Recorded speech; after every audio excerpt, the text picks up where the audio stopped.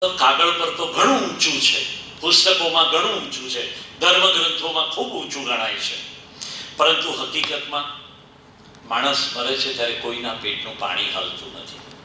વિશ્વના વિવિધ ખૂણામાં યુદ્ધો, આતંકવાદી હુમલા, ધાર્મિક જાતીય અથડામણો અને રાજકીય વિવાદોમાં નિર્દોષ લોકો ભોગ બને છે. આ દુઃખદ પરિસ્થિતિ સામે માનવજાતનું સંવેદનશીલ હૃદય પથ્થર બની ગયું છે.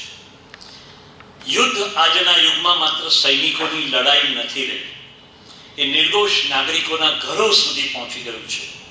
એક બટન દબાવતા જે મિસાઇલો ત્રાટકે છે, ડ્રોનના હુમલાઓ જે શિશુઓના ઘોડિયા સુધી પહોંચી ગયા છે, અને લાખો કરોડો લોકો શરણાર્થીઓ બની ગયા છે.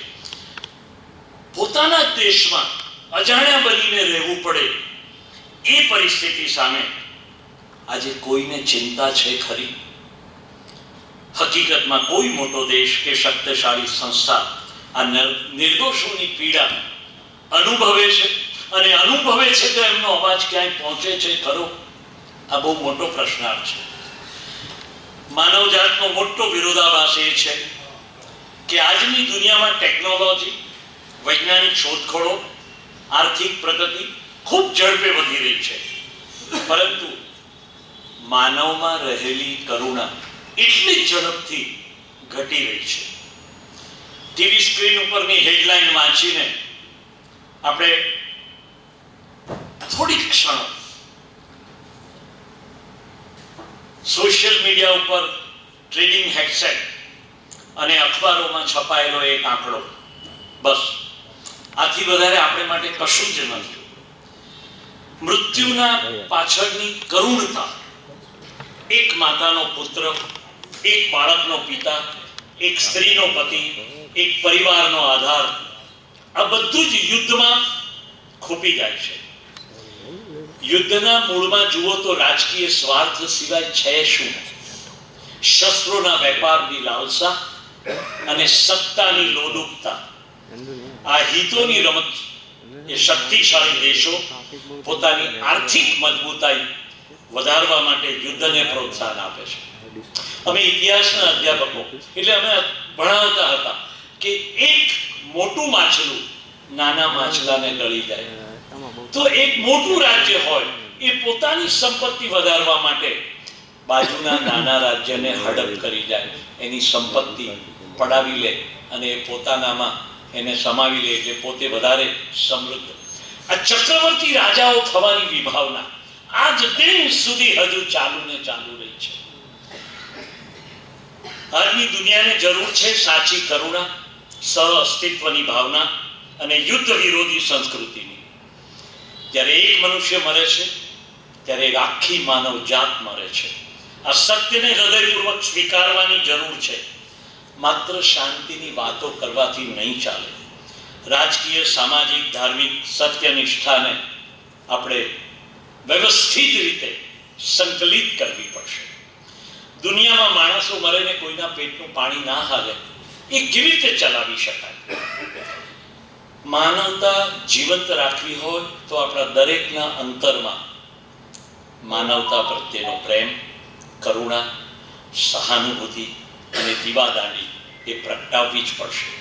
યુદ્ધ નહીં પરંતુ શાંતિ અને સહકાર અને માનવીય મૂલ્યો, એને આજે આપણે સાચવવાની તાતી જરૂરિયાત છે. યુદ્ધ એ કેવળ બે દેશના સૈનિકો વચ્ચેની લડાઈ નથી. સૌથી મોટું કરુણ પરિણામ તો એની નિર્દોષ પ્રજા ભોગવે છે. અને સત્તાધારી લોકો એમના રાજકીય હિતો, સીમાનો વિચાર વિસ્તાર, સીમા વિસ્તારની લાલસા, ધાર્મિક જાતીય વિવાદો અને યુદ્ધ શરૂ થાય છે, પરંતુ બોમ્બના વરસાદ નીચે તો માત્ર માણસ જાત પીસાઈ જાય છે. યુદ્ધ શરૂ થાય એટલે પહેલા રણભૂમિનો સૈનિક નથી મરતો. સીધી મિસાઇલ ફૂટે છે કોઈકના રસોડામાં, કોઈકના ઘરમાં, કોઈના બેડરૂમમાં, તો કોઈ બાળકના ઘોડિયામાં ફૂટે છે.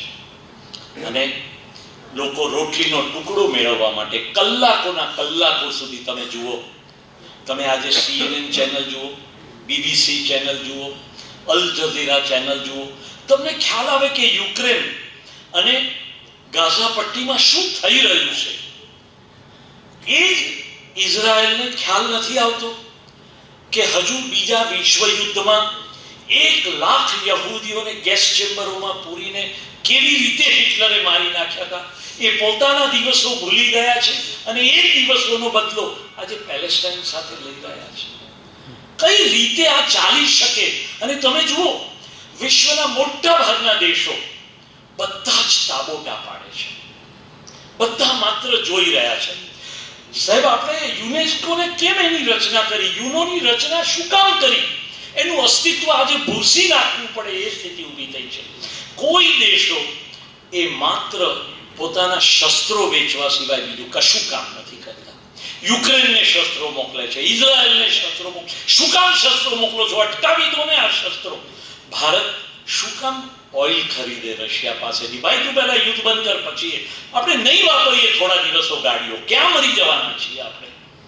પણ આપણા નિજી સ્વાર્થ, આપણું કામ, આપણું ડેલી રૂટીન એ કશું અટકવું ન જોઈએ.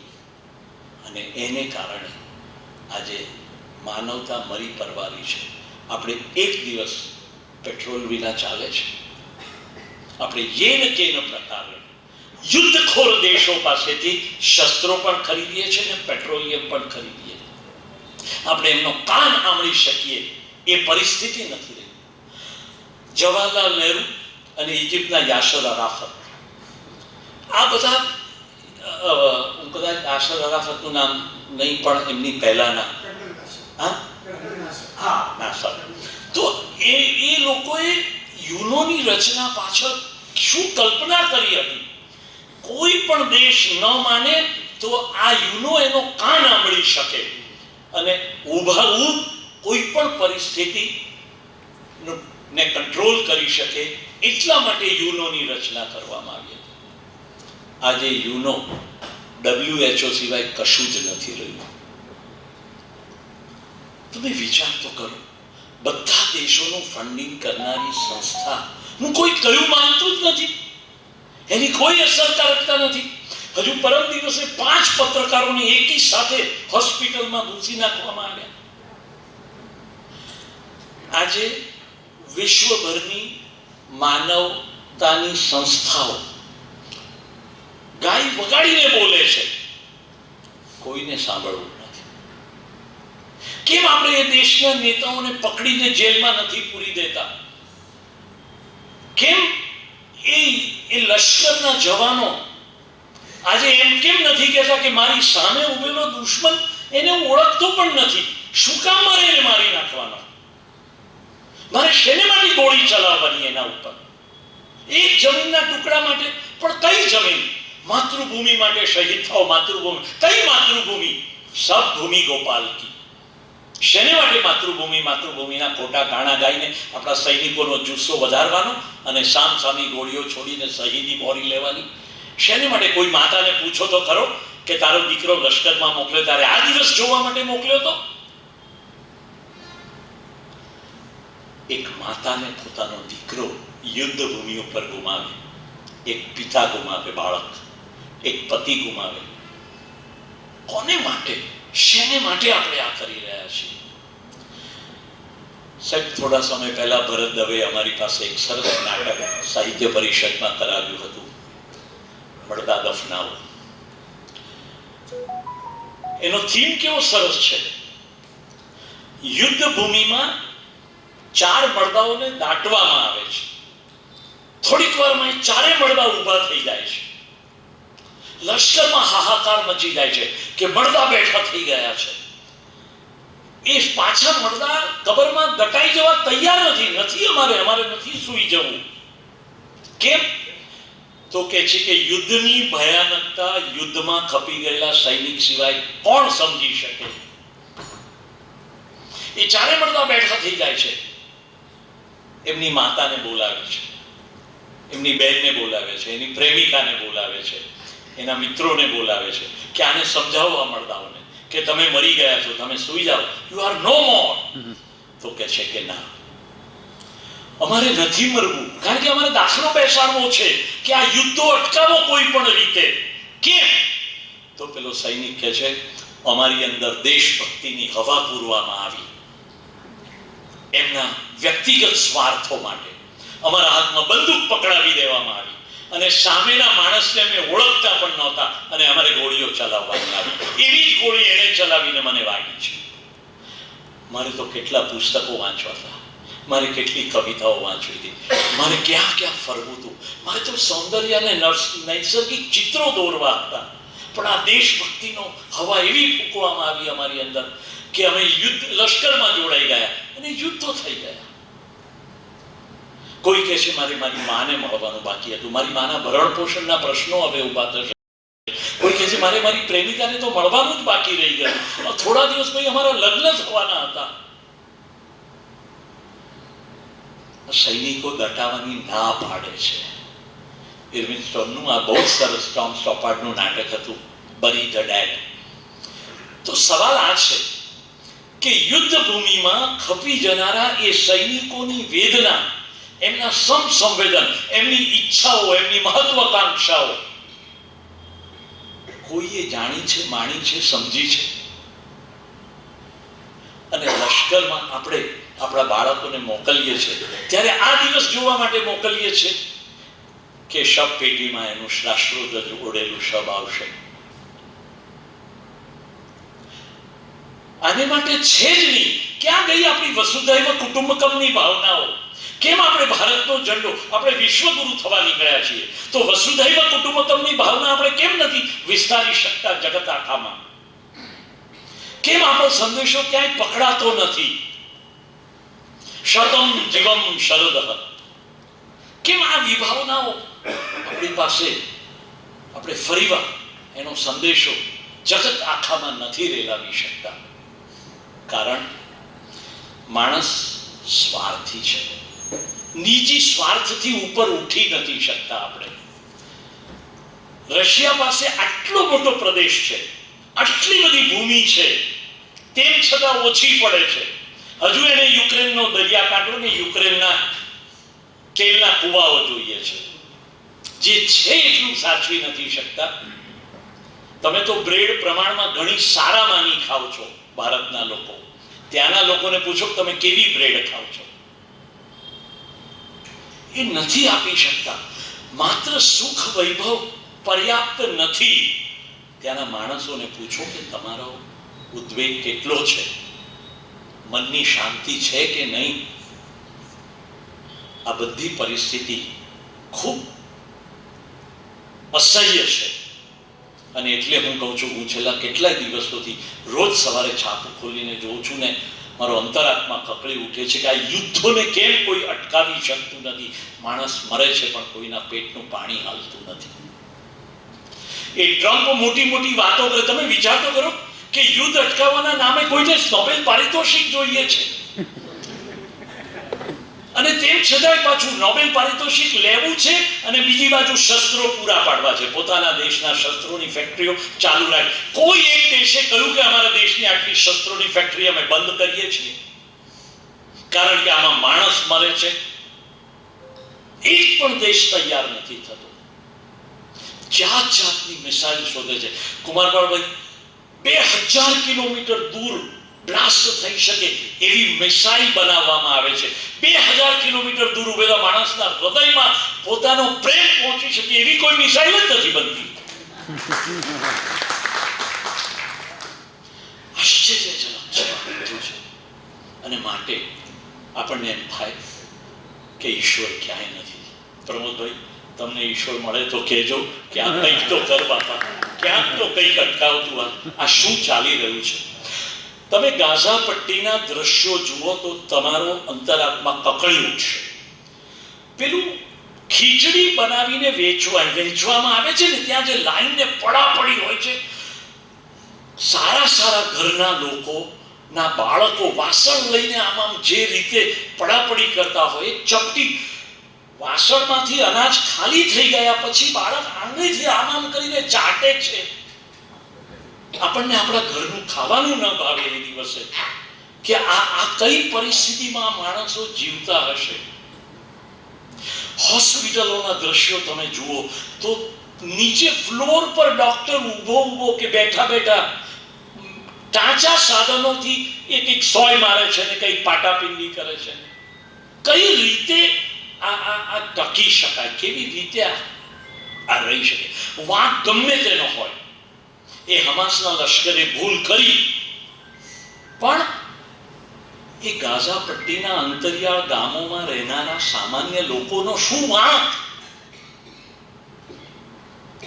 કે આખું ગાઝા પટ્ટી ખાલી કરવું પડે? તમે ખાલી એટલો વિચાર કરો કે 10 દિવસ માટે તમને તમારા ઘરની બહાર કાઢી મૂકવામાં આવે અને ન હોટેલ હોય, ન ધર્મશાળા હોય કે ન કશું જ હોય, ખુલ્લા રસ્તા પર અથવા તો ક્યાં સામાન્ય જગ્યાએ તમારે જઈને જો રહેવું પડે કે જ્યાં એકી પાણીની કોઈ સુવિધા ન હોય, પીવાના પાણીની સુવિધા ન હોય, એ પરિસ્થિતિ ઊભી થાય તો આપણી સ્થિતિ શું થાય? આ ખરેખર સમજવું પડશે. અને મને ખરેખર ઘણીવાર એવું થાય છે કે આ દરેક રાષ્ટ્રના નેતાઓને એમના મહેલોમાંથી બહાર કાઢો, એમને અઠવાડિયા સુધી રોડ ઉપર ઊભા રહે, એમને કહો તમને તમારી રીતે તમારું ખાવાનું મેળવી લો, તમારું પાણી મેળવી લો, તમારું અન્ય સગવડો મેળવી લો, પણ તમે એક અઠવાડિયા માટે રોડની ફૂટપાથ પર ઊભા રહો. બસ કોઈ એવી તાકાત નથી, કોઈ એવી શક્તિનું સર્જન નથી થયું કે જે અમને રોકી શકે. એક રાષ્ટ્રના વડાની મહત્વાકાંક્ષા અને એ મહત્વાકાંક્ષાની લાલસા માણસ જાતનું નિકંદન કાઢે છે. અને એટલે ઘણીવાર એમ થાય છે કે આપણે શું કરી બેઠા છીએ. 21મી સદી વિજ્ઞાનના પ્રકાશથી ઝગમગતી ટેકનોલોજીના ચમત્કારોથી મંડિત માનવજાતના સપનાઓથી આ ભીની ધરતી પણ આ જ સદીમાં લોહીની ગંધ વેરાઈ છે, ગોળીઓની કશકશ ધડકનો કાન ફાડે છે અને બોમ્બના ધડાકાથી ધરતીના કણકણમાં શોક પથરાઈ જાય છે. માણસે અવકાશ જીત્યો, પરમાણુ શક્તિને વશ કરી, પરંતુ મનને હજુ વશ કરી શક્યો નથી. યુદ્ધ માનવ અહંકારની આગ છે જે નિર્દોષ પ્રજાના ઘરો સળગાવે છે અને બાળકોના બાળપણને હણી નાખે છે. શાળાની ઘંટડીઓ બંધ થઈ ગઈ છે, ફક્ત બોમ્બના ધડાકાઓ કાનમાં ગૂંજે છે. પુસ્તકોના પાના ભસ્મ થઈ ગયા છે, હવે તો ધૂળના ઝાપટામાં ફક્ત આંસુઓ લખાય છે. માતાની આંખોમાં અવિરત ભય છે, શિશુઓની પાંપણો પર ભૂખની આંધી ફેલાઈ ગઈ છે અને યુવાનોના સપનાઓ લોહીની છાયા બની ગયા છે. આરોગ્યના મંદિરો, હોસ્પિટલો ખંડેર બની ગયા છે, દવાઓ ખૂટી ગઈ છે, પાણી ઝેરવાળું થઈ ગયું છે, બાળકોના શરીર કુપોષણથી કાંસ કાંસ તૂટે છે અને માનવતાની આત્મા જખમી થઈને રડી રહી છે. યુદ્ધ ફક્ત હાડકાને નથી તોડતું, યુદ્ધ ફક્ત દિવાલોને ધરાશયી નથી કરતું, યુદ્ધ તો આત્માને તોડે છે, વિશ્વાસને ધરાશયી કરે છે અને માનવતાની જડને સૂકવી નાખે છે. 21મી સદીના આ યુદ્ધો હવે ફક્ત બે દેશોની લડાઈ નથી, એ તો સમગ્ર વિશ્વનું ભારણ છે. શરણાર્થીઓની લાચાર આંખો સરહદોને પાર કરી જાય છે, મોંઘવારીના કકડતા ચાબખા આખી ધરતી પર વાગે છે અને ધરતી માતાના હૃદયમાંથી એક જ આક્રંદ ઉઠે છે, માનવા ક્યારે સમજીશ, યુદ્ધ નહીં શાંતિથી જ તું અમર બની શકીશ. મહાત્મા ગાંધીજીના શબ્દો બહુ જ પ્રાસંગિક છે. અહિંસા જ માનવજાતનું ભવિષ્ય છે. જો માનવતાને બચાવવી હશે તો યુદ્ધો નહીં, શસ્ત્રો નહીં, પણ શાંતિ સ્થાપવી પડશે. પ્રેમના શસ્ત્રો આપણે હાથમાં લેવા પડશે.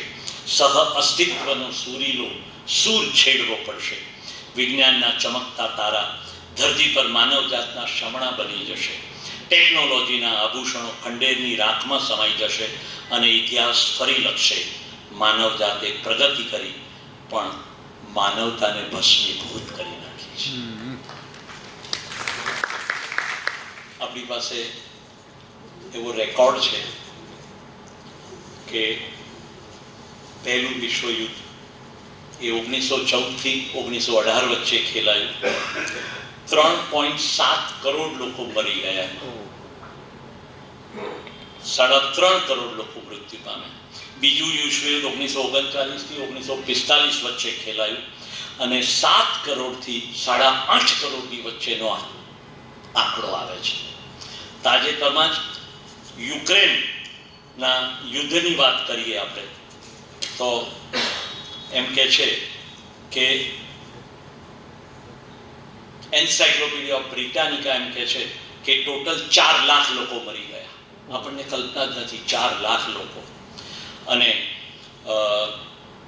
યુક્રેનમાં 77,000 સ્ત્રી પુરુષો અને 40,000 બાળકો મરી ગયા છે.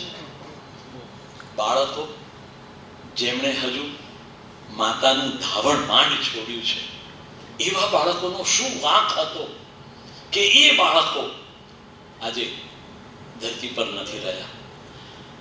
ગાઝા પટ્ટીમાં કફન નથી મળતું. શબને ઉઠાવીને લઈ જવા માટે કોઈ એમ્બ્યુલન્સ નથી. અને માણસોના ઘરો, જે કોઈ આખા માઇલોના માઇલો સુધી મકાનો જમીન દોષ થઈ ગયા છે, એના કાટમાળમાંથી દરેક માણસ રોજ સવાર પડે ને કંઈ ને કંઈક એ કાટમાળથી પોતાનું શોધવા જાય છે. આ શહેરો ક્યારે બેઠા થશે? માણસો ક્યારે પોતાના ઘરમાં થશે? એ મકાનો કોણ બાંધી આપશે? જે દેશની ઇકોનોમી તૂટી ગઈ છે, એની બેંકો બંધ છે, એની સરકારી ઓફિસો બંધ છે, કશું જ નથી ત્યાં આગળ. એમનો રોજિંદો જીવન વ્યવહાર કેવી રીતે ચાલતો હશે? આપણે એક અઠવાડિયું સળંગ બેંક બંધ હોય તો આપણને બધાને ખબર પડી જાય. આપણી કરિયાણાની દુકાનો 1 મહિના માટે બંધ કરી દો, જુઓ આપણા ઘરની શું હાલત થાય છે. યુક્રેન અને પેલેસ્ટાઇન, ગાઝા પટ્ટી, આ બધા દેશોના માણસો જીવતા જાગતા આપણા જેવા જ માણસો છે બિચારા. એમને કોઈની સાથે કોઈ વેર ઝેર નથી. થોડા મુઠ્ઠીભર માણસો આખા વિશ્વને પોતાની મુઠ્ઠીમાં લઈને હડકંપ મચાવી રહ્યા છે. અને આપણે કોઈ બોલી શકતા નથી. આપણે બધા શાંત છીએ. ફરી એકવાર બુદ્ધ અને મહાવીરે પાછા આવવાનો સમય પાકી ગયો છે. બુદ્ધ અને મહાવીરે ગાંધીને લઈને પાછા આવવું પડશે. અને જ્યાં સુધી આ માનવતાની ચિંગારી ફરી વાર આપણે નહીં પ્રગટાવીએ ને, ત્યાં સુધી આપણે જંપીને નહીં બેસીએ એવો પ્રત્યેક વ્યક્તિએ નિર્ણય કરવો પડે. પ્રત્યેક સમાજે નિર્ણય કરવો પડે. કુમારપાળભાઈ 1974માં નવનિર્માણ થયું અને 100 નવલોહિયા યુવાનોના જીવ ગયા હતા. ત્યારે ટાઉન હોલ પાસેની હેવમોરમાં સુભાષ શાહ, ચીનુ મોદી, લાભશંકર ઠાકર આ બધા ચિંતા વ્યક્ત કરતા હતા. એવામાં નિરંજન ભગત સાહેબ આવ્યા અને બધા એ વખતે ભાજીપાઉં ખાતા ખાતા ચર્ચા કરતા હતા. અને ભગત સાહેબે આ બધાની ડીશ ફેંકી દીધેલી. તમને કોઈને અધિકાર નથી. 100 નવલોહિયા યુવાનો મરે છે, તમે અહીંયા બેઠા બેઠા ભાજીપાઉં ખાતા ખાતા પાછા એમના મૃત્યુની ચર્ચા કરો છો. આ એમની સંવેદના હતી ભગત સાહેબની. તો આપણે થોડા ઘણા સંવેદનશીલ તો બનવું પડશે. આપણે કશું ન કરીએ તો કંઈ નહીં, પણ આપણા વોટ્સએપ દ્વારા, આપણા ઈમેલ દ્વારા, આપણા ઇન્સ્ટાગ્રામ દ્વારા આ યુદ્ધખોર માણસની જો ટીકા પણ કરી શકીએ ને, તો હું માનું છું કે ક્યાંક માનવતા સળવળાટ અનુભવે છે એટલું તો આપણે કરી શકીએ. અને આપણે આ કરીશું તો હું માનું છું કે ફરીવાર આપણે મહાવીરનો અહિંસાનો પરમો ધર્મ આપણે પુનઃ પ્રસ્થાપિત કરી શકીશું. પર્યુષણ વ્યાખ્યાનમાળામાં મને મારા વિચારો વ્યક્ત કરવાની તક આપી એ બદલ આપ સૌનો ખૂબ ખૂબ આભાર.